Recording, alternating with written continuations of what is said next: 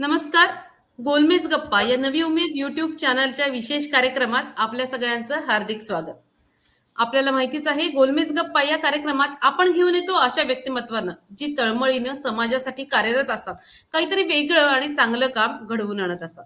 आज सुद्धा आपल्या कार्यक्रमात अशाच एक खास ज्येष्ठ पाहुणे आलेले आहेत. त्यांचं मी पहिल्यांदा स्वागत करते. आज आपल्यासोबत आहेत ॲडव्होकेट निशा शिवूरकर. निशाताई, आपलं गोलमेज गप्पा या कार्यक्रमात खूप स्वागत आहे. नमस्कार. नमस्कार.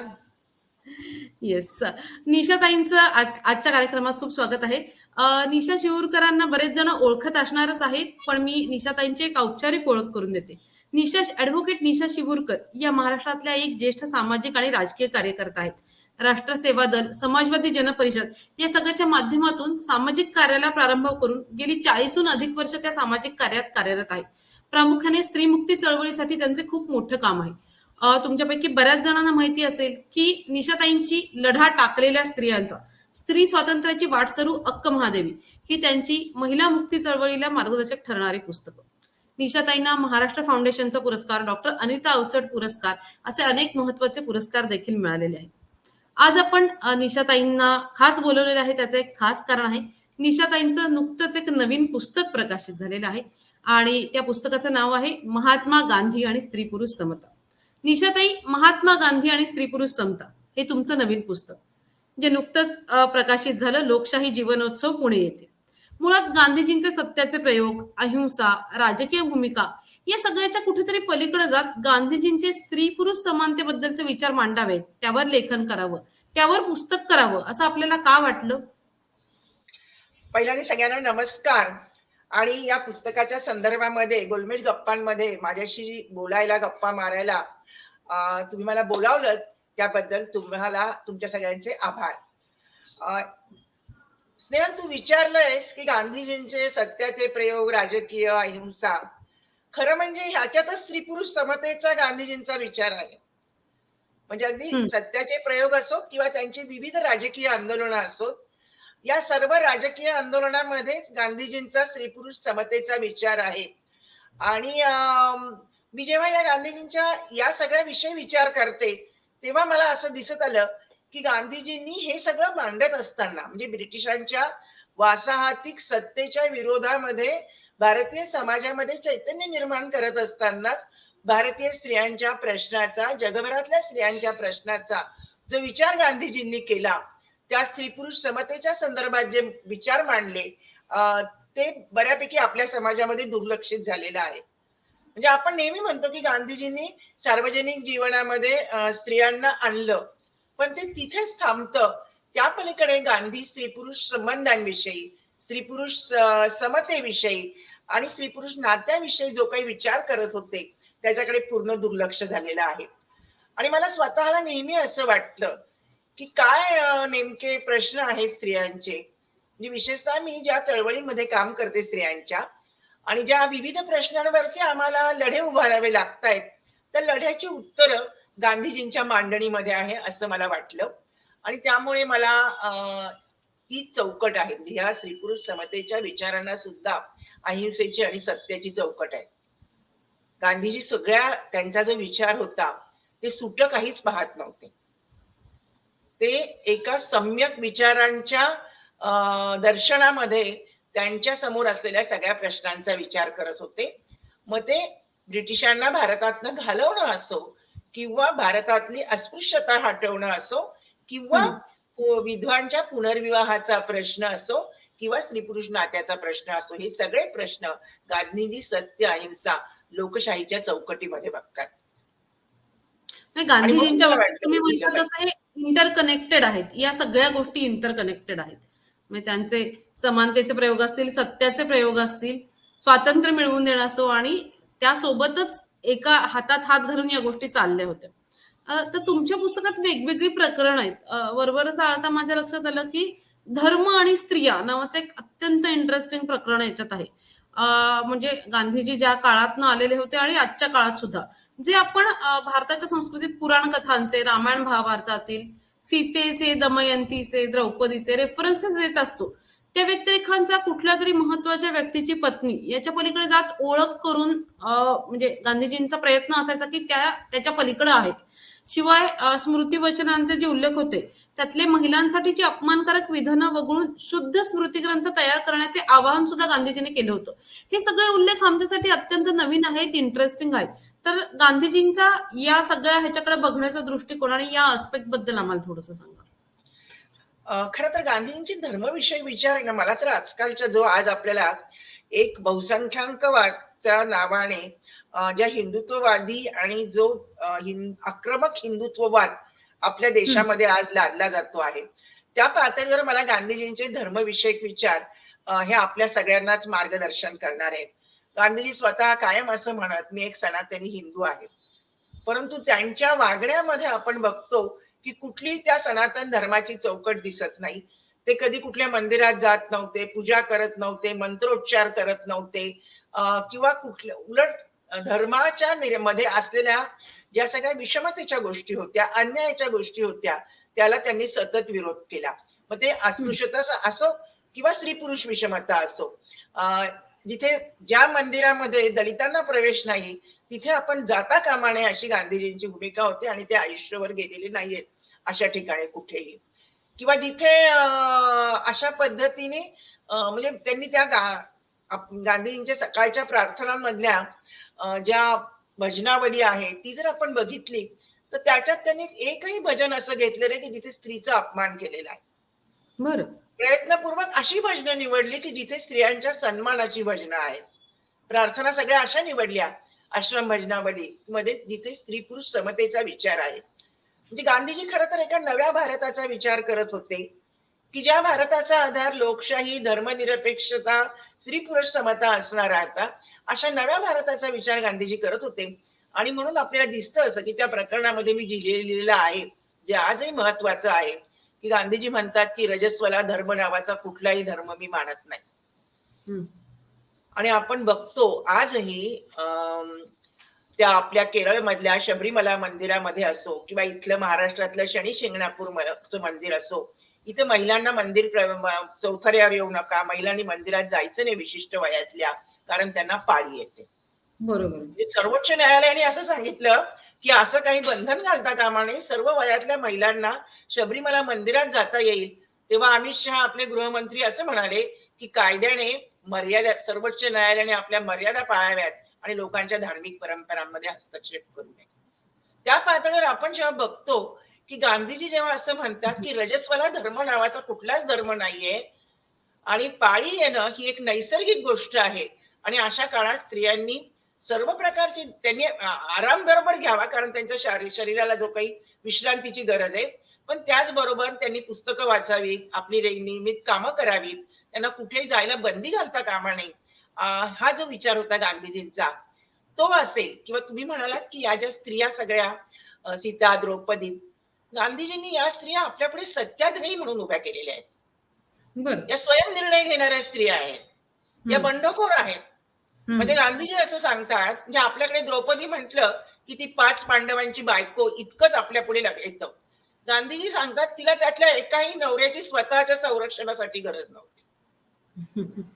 आणि त्यांच्यातला जो भीम, जो सर्वशक्तिमान होता, तो सुद्धा तिच्या पुढे चळचळ कापायचा, इतकी ती सामर्थ्यवान होती. म्हणजे अशी सामर्थ्यवान, स्वयं निर्णय घेणारी आणि आपल्या मतांवर ठाम असणारी द्रौपदी गांधीजी आपल्या पुढे उभे करतात. सीतेच्या बाबतीतही ते सत्याग्रही सीता आपल्याला सांगतात की ही सीता तिच्या मनाला, तिला जेव्हा वाटतं की राम आपल्यावर अन्याय करतोय किंवा तो आपल्याला यायला आहे, तेव्हा ती त्याला नकार देते. हा तिचा एका प्रकारे सत्याग्रहाचं तिचा विचार आहे, हे गांधीजी आपल्याला सांगतात. दमयंतीच्या बाबतीत, पार्वतीच्या बाबतीत, म्हणजे पार्वती स्वतःच्या विवाहाचा निर्णय स्वतः घेते आणि त्यासाठी आपल्याला ते व्रत सांगतात हरतालिकेचं. ते व्रत एका अर्थाने पार्वतीने आपल्या आई वडिलांच्या विरोधात केलेला सत्याग्रहच होता. हो, स्वतःचा नवरा तिने स्वतः निवडला, स्वतःच्या विचारांनी स्वतःचा जोडीदार निवडला, अशी भूमिका, म्हणजे एक वेगळ्या प्रकारची भूमिका गांधीजींनी मांडलेली. आणि हे खरंच आहे की आपण थोडं डिटेल बघायला गेलो तर काही गोष्टी अशा आपल्या सुद्धा लक्षात येऊ शकतात. याला जोडूनच मी पुढचा प्रश्न विचारू शकतो. जसं तुम्ही पार्वतीचं आणि शंकराचं उदाहरण दिलं की विवाह संदर्भात सुद्धा गांधीजींची भूमिका ही समानतेवर आधारलेली होती, हे तुमच्या पुस्तकातून समोर येते. म्हणजे कसं, की परस्पर संमतीने विवाह व्हावा, परस्परांविषयी आदर असावा, प्रेम असावा, तर तो विवाह टिकत असतो. शिवाय विवाहात दैनंदिन जगण्यातले घरकामाची वाटणी, पुरुषांनी व्यसनी असायला नको, आळशी असायला नको, पुरुषी वर्चस्व गाजवणारा असायला नको, याबद्दलही गांधीजी टीका करायचे. तर त्या काळात, ज्या काळात गांधीजी होते, त्या काळातली ही सगळी विवाहाविषयीची भूमिका ही पुरोगामीच म्हणली पाहिजे. तर त्याबद्दल थोडंसं क्रांतिकारी. डिटेल सांगा. अगदी. तू एकदम चांगला प्रश्न विचारलाय, जो आता फार गरजेचा आहे. लवकरच व्हॅलेंटाईन डे येतोय 14 फेब्रुवारीला. अगदी. आणि आपल्याकडे आता 14 फेब्रुवारी मोठ्या संकटात सापडलेला आहे. म्हणजे प्रेमावरती एवढी बंधनं आणि प्रेमावर एवढं आक्रमण चालू आहे, प्रेमविरोधी वातावरण आहे. अशा काळात गांधीजी सांगतात, की जोडीदार निवडीचं स्वातंत्र्य असलं पाहिजे. गांधीजी सांगतात, की विवाह म्हणजे केवळ तो विधी नाही, केवळ व्यवहार व्यवहार नाही. गांधीजींना विवाहामधला व्यवहार अजिबात मान्य नव्हता. म्हणून ते हुंडा, बालविवाह आणि बालजरट विवाह या सगळ्यांच्या विरोधात लिहितात, बोलतात. ते म्हणतात विवाह म्हणजे आत्म्याचं मिलन. ज्या विवाहामध्ये आत्म्याचं मिलन आहे तो खऱ्या अर्थाने सार्थ झालेला आहे. आणि म्हणून त्यांची आदर्श विवाहाची कल्पना ही महादेव पार्वतीच्या विवाहाची, शंकर पार्वतीच्या विवाहाची आहे. आपण बघतोय आता, की लव्ह जिहादच्या नावाने किंवा आंतरजातीय विवाहाला विरोध करण्याचा, आंतरधर्मीय विवाहांना विरोध करण्यासाठीची जे काही षडयंत्र रचलं जातं आहे, अशा काळामध्ये गांधीजींचा हा विचार, की विवाह हा दोन जीवांचं मिलन आहे आणि त्याच्यामध्ये इतर कोणी अडथळा करता कामा नये. आणखी एक गोष्ट गांधीजींनी विवाहाच्या संदर्भात सांगितली ती अशी, की प्रत्येक मुलीचा विवाह झालाच पाहिजे असं बंधन असता कामा नये. बरं. विवाहाला नकार देण्याचं स्वातंत्र्य मुलींना असलं पाहिजे. म्हणजे आपल्याकडे मुलगी जन्माला आल्यापासून तिच्या विवाहाची चिंता आणि ओझं आई वडिलांच्या मनावरती, डोक्यावरती असतं आणि प्रत्येक मुलीने लग्न केलंच पाहिजे अशा भावनेने मुलींच्या सगळ्या भवितव्यामध्ये एक लग्न म्हणजे जणू काही तिच्या मोठं ध्येयच आहे असं तिच्या मनावर ठसवलं जातं आजही. गांधीजी त्या काळात सांगतायत, की मुलींना विवाहाला नकार देण्याचं स्वातंत्र्य असलं पाहिजे. आणि आपल्याला दिसतं अशा खूप मुली स्वातंत्र्याच्या चळवळीमध्ये आल्या, की ज्यांनी आपल्या कुटुंबांशी संघर्ष केले. सांगितलं, की आम्हाला गांधीजींच्या चळवळीत जायचं. मी एकच उदाहरण त्याच्यामध्ये देते. पुस्तकामध्ये ते आलेलं आहे. अमतू सलाम नावाच्या बाईंचं. अमतू सलाम या एका पतियाळाच्या मुस्लिम कुटुंबामधली 5 भावांची मुलगी होती आणि तिला जेव्हा गांधीजींच्या विचारांच्या विषयी आकर्षण वाटलं, तिचे भाऊ गांधीजींच्या चळवळीत होते. अमतू सलामने घरात सांगितलं, की मी पडदा पाळणार नाही. मला गांधीजींच्या आश्रमात जाऊन राहायचंय. आणि तिने विवाहाला नकार दिला आणि ती गांधींच्या आश्रमात येऊन राहिली. नोआखालीमध्ये गांधीजींबरोबर शांतता प्रस्थापित करण्यासाठी तिने 21 दिवसांचं उपोषण केलं आणि तिथे शांतता प्रस्थापित केली. तर हे जे बळ सामर्थ्य गांधीजींनी स्त्रियांना दिलेलं होतं, त्याच्या पाठीमागे गांधीजींचा हा विचार होता, की स्त्रिया अबला नाहीयेत. स्त्रिया म्हणजे गांधीजींनी खूप ठिकाणी लिहिलं, की कुठून हा शब्द आला स्त्रियांना अबला म्हणणारा. आणि म्हणून त्यांनी त्यांच्या संबंध मांडणीमध्ये जेव्हा एक मांडलं, की या जगामध्ये जेव्हा स्त्रिया सामर्थ्यवान होतील, तेव्हा जगातले सगळे शोषित आणि वंचित घटक हे मुक्त होतील. विवाहाच्या संदर्भात सगळ्यात महत्वाचं जे गांधीजींनी सांगितलं, जे आपल्या समाजामध्ये ज्याचा अजिबातच विचार नव्हता, की विवाहामध्ये जे पती पत्नी एकत्र आहेत त्यांच्या नात्याचा पाया काय असावा. आपल्याकडे पत्नीला अर्धांगिनी म्हटलं जातं, पण आपण बघतो की ज्या पद्धतीने पती पत्नीचं नातं आजही मालक दासी अशा स्वरूपामध्ये स्वामित्वाचं त्याच्यामध्ये मोठ्या प्रमाणामध्ये भावना असते. गांधीजी या नात्याला मैत्रीचा विचार देतात. स्त्री पुरुष मैत्रीचा विचार ही गांधीजींनी भारतीय विवाह संस्थेला दिलेली देणगी आहे. भारतीय समाजाला दिलेली देणगी आहे, की स्त्रियांशी वागताना तुम्ही कसं वागलं पाहिजे, की त्या स्त्रियांना पुरुषांच्या सहवासात भय वाटता कामा नये. आणि हे भय जे काही स्त्रियांच्या मनावरती आहे, त्याच्यामध्ये लग्न संस्थेचा जो मोठा वाटा आहे, त्याच्या विरोधात गांधीजींनी एक जे काही बंडखोरच, एका अर्थाने ती बंडखोरीच होती सगळी, की त्यांची जी काही वक्तव्य आणि लिखाण आहे, की विवाहाला केवळ स्त्रीवरच त्याची जबाबदारी नाही, म्हणजे पती पत्नी धर्म हा शब्द आपण वापरतो, गांधीजी पती धर्म हा शब्द वापरतात, की पतीचा पण धर्म आहे बर. की आपली पत्नी तिला काय हवं आहे तिचं मन जाणून घेणं आणि तिला समाधान देणं हा पतीचा धर्म आहे असं गांधीजी सांगतात. पती पत्नीच्या सामंजस्यामध्ये त्यांच्या सहजीवनामध्ये पुरुषांच्या मर्दानगीच्या विचारांचा जो काही अडथळा आहे तो मर्दानगीचा विचार पुरुषांनी सोडला पाहिजे असं गांधीजी सांगतात. आणि मला असं वाटतं हा अत्यंत क्रांतिकारक रॅडिकल विचार गांधीजी स्त्री पुरुष संबंधांसाठी देतात. हा तुम्ही सांगितलेला मुद्दा तर फारच छान होता, की मित्रत्वाची भूमिका असावी पती-पत्नीमध्ये. त्या काळात ही भूमिका मांडणं हेच मुळात क्रांतिकारी होतं. म्हणजे आजच्याही काळात जिथे नवऱ्याचा मालक असा रेफरन्सेस दिले जातात, त्या काळात ही भूमिका गांधीजींनी मांडणं हे नक्कीच क्रांतिकारी म्हणता येईल अशा प्रकारचं होतं. अ, अ, आजच्यापेक्षा तो काळ जुना होता आणि त्या काळात एकूण म्हणजे परंपरा सुधारायला लागल्या होत्या तरी सुद्धा मागास होता. म्हणजे सती प्रथा असेल, बालविवाह तुम्ही म्हणलात तसं जरटकुमारी विवाह, हुंडा प्रथा, विवाहाचं वय, पडदा पद्धत वगैरे अशा वेगवेगळ्या होत्या. तर अशा सगळ्या बाबतीतले रेफरन्सेस तुम्हाला गांधीजींचे सापडले, की ज्याचा गांधीजींचा विरोध आहे या गोष्टींना. तर अशी 1-2 उदाहरणं तुम्ही आम्हाला सांगू शकाल का?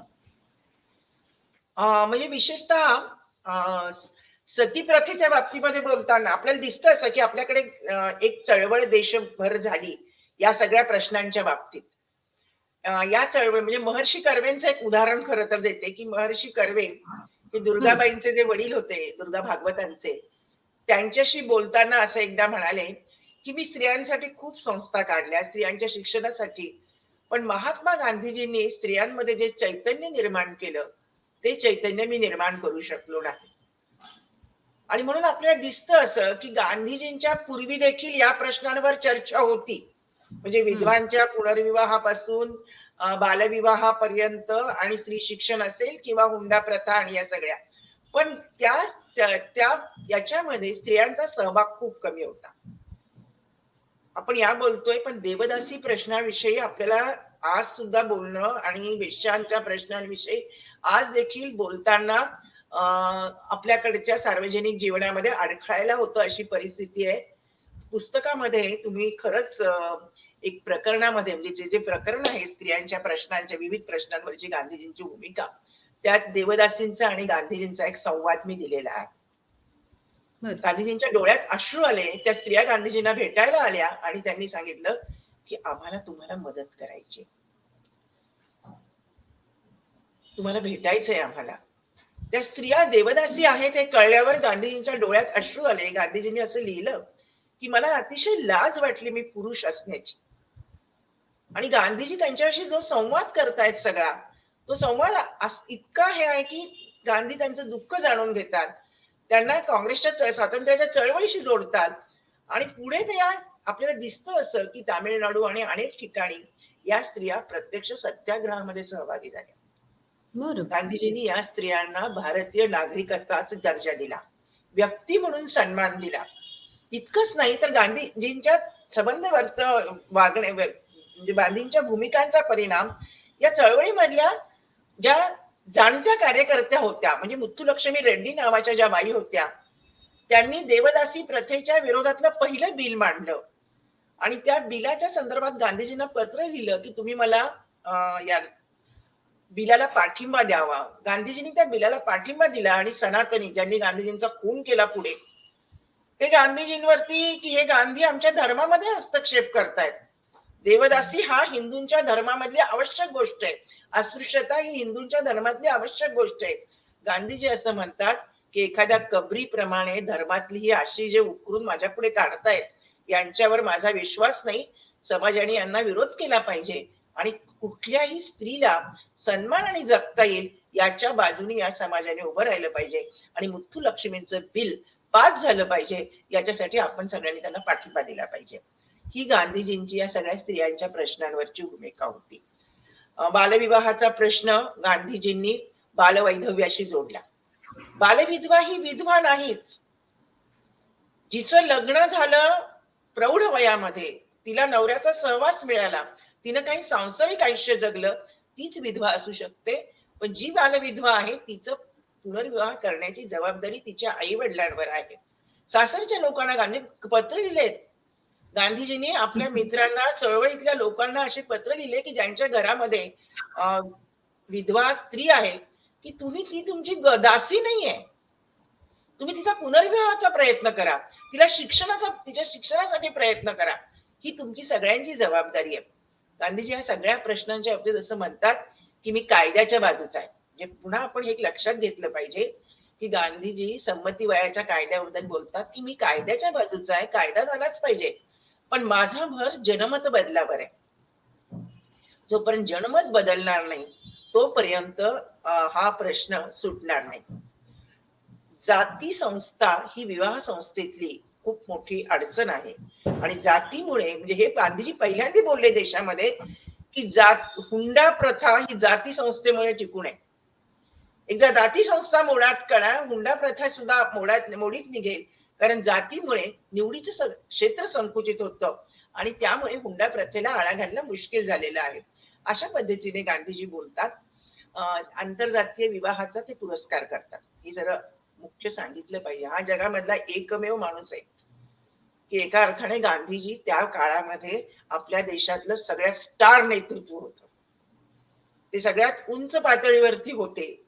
ते संबंध ब्रिटिश सत्तेशी, ब्रिटिश सत्ताधाऱ्यांशी बोलत होते. त्याचबरोबर भारतीय जनतेशी संवाद साधत होते. त्यांना सांगत होते आणि मग अस्पृश्यता निर्मूलन आणि या सगळ्यावरती बोलत होते आणि ते असं सांगतात, की मी त्याच लग्नांना जाईन, की जे लग्न आंतरजातीय असेल.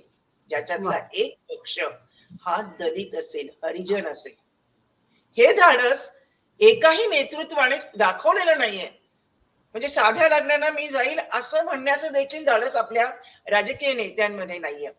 मला गांधीजींचं वैशिष्ट्य काय वाटतं स्नेहल, की गांधीजींनी स्त्रियांच्या कुटुंबातला अत्याचार असेल, वैवाहिक संबंधामधले प्रश्न असतील किंवा स्त्रियांचा राजकारणातला प्रवेश असेल, हे सगळे प्रश्न भारतातल्या राजकीय अजेंड्यावर आणले आणि त्यामुळे मी हे पुस्तक लिहायचं ठरवलं, की हे जगामध्ये हे घडलेलं नाहीये, की स्त्री प्रश्न हा भारतीय राजकारणाचा अजेंडा. दोनच लोकांनी भारतामध्ये केलं, एक महात्मा गांधी आणि डॉक्टर राम मनोहर लोहिया, की ज्यांना चुलीच्या धुरामुळे स्त्रियांचा म्हणजे डॉक्टर लोहियांनी पण कुटुंबामध्ये स्त्रियांना होणारी मारहाण असेल किंवा चुलीच्या धुरामुळे इतक्या स्त्रियांचे डोळे अंध होते, हे प्रश्न लोकसभेमध्ये उठवले. त्याचप्रमाणे गांधीजींनी सुद्धा आपल्याला दिसतं असं, की पुढे संविधान सभेमध्ये ज्या स्त्रिया आलेल्या आहेत, त्या सगळ्या गांधीजींच्या चळवळीतल्या स्त्रिया आहेत. त्यांना गांधीजींच्या चळवळीची पार्श्वभूमी आहे, स्वातंत्र्य आंदोलनाची पार्श्वभूमी आहे. अगदी निशाताई, म्हणजे गांधीजींचं सगळ्यात महत्वाचं काम म्हणजे जे तुम्ही मगाशी एका वक्तव्यातही बोललात, की सर्व प्रकारच्या स्त्रियांना सामाजिक पटलावरती आणणं, राजकीय पटलावर आणणं आणि त्यांची एक व्यक्ती म्हणून दखल घ्यायला लावणं आणि या देशाच्या स्वातंत्र्यासाठी असेल, या देशाच्या चळवळींसाठी असेल, या देशाच्या विकासासाठी असेल, की माझं योगदान आहे, मी नागरिक आहे, याची जाणीव तिला करून देणं आणि समाजाला ती नोंद घ्यायला भाग पाडणं, याच्यासाठी गांधीजींनी खूप महत्वाचं काम केलं. आणि मला वाटतं तुमचं हे पुस्तक हा एक वेगळा पर्स्पेक्टिव्ह देते गांधीजींच्या आयुष्याबद्दलचं. म्हणजे गांधीजी म्हणायचे, की माझं आयुष्य हीच माझी शिकवण आहे, त्यातनंच तुम्ही खरं तर हे पुस्तक केलेलं आहे. तर हे पुस्तक अत्यंत महत्वाचं आहे आणि विशेष करून आजच्या काळात जिथं गांधीजी आणि नेहरू यांची कुचेष्टा करण्याचा सध्याचा काळ आहे, तर हे पुस्तक आवर्जून प्रत्येकाने वाचावं. जे लोक उलट गांधीजींच्या विरोधात आहेत किंवा काही शंका आहेत, त्यांनी तर हे आवर्जून वाचावं असं आम्हाला सगळ्यांना, संपर्क कुटुंबियांना वाटतंय. तर हे पुस्तक आपल्याला कुठे उपलब्ध होईल आणि विकत घ्यायचं असेल तर कुठे उपलब्ध आहे, ऑनलाईन कुठे उपलब्ध आहे, एवढं आपल्याला सांगा आणि मग आपण संपूयात कार्यक्रम. दोन गोष्टी पुन्हा एक खरं याच्यामध्ये आपण बोलायला हवं. मला असं वाटतं, की आजचा जो आपण सांप्रदायिक सगळा हिंसाचाराचा काळ आपल्या समोर आहे.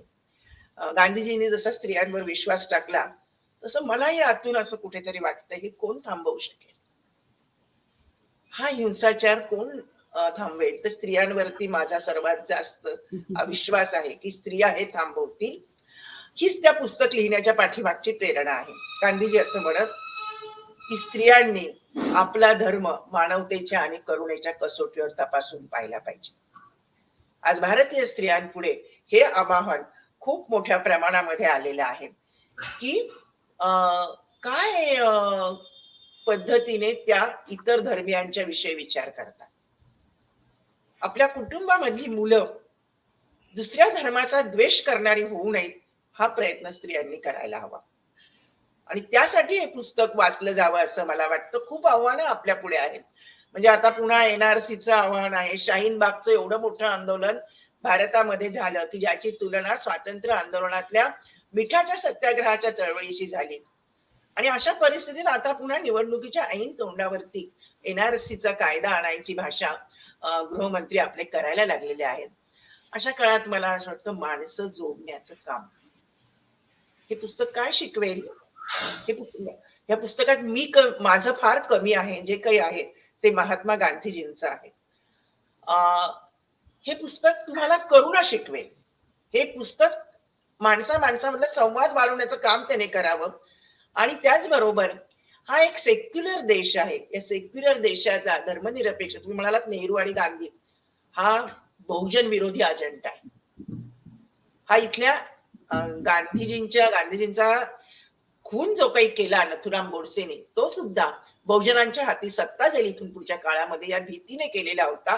ही भयग्रस्त मंडळी आहे. आणि भयग्रस्त मंडळी जी हिंसा करतात त्या हिंसेला कंट्रोल करणं, नियंत्रित करणं ही फार अवघड गोष्ट असते. अशा काळात ही हिंसा नियंत्रित करण्याचं काम भारतीय स्त्रियांनी करावं हा या पुस्तकाचा एक छोटा उद्देश आहे. आणि त्याचबरोबर तुम्ही विचारलं की ते पुस्तक कुठं मिळेल. रोहन प्रकाशनाने हे पुस्तक प्रसिद्ध केलेलं आहे. मी एक नंबर देते, त्या नंबरवर जर तुम्ही व्हॉट्सअपवर कळवलं तर आम्ही पण ते पुस्तक तुम्हाला पाठवू. 94 20 80 13 88 या नंबरवर जर आपण व्हॉट्सअपवर किंवा मेसेजवर मागणी नोंदवली तरी आपल्याला हे पुस्तक मिळेल. बरोबर ना. 395 रुपये पुस्तकाची किंमत आहे, पण 325 रुपयात ते मिळेल. आणि माझाही नंबर तुमच्याकडे आहे. हे दोन्ही नंबर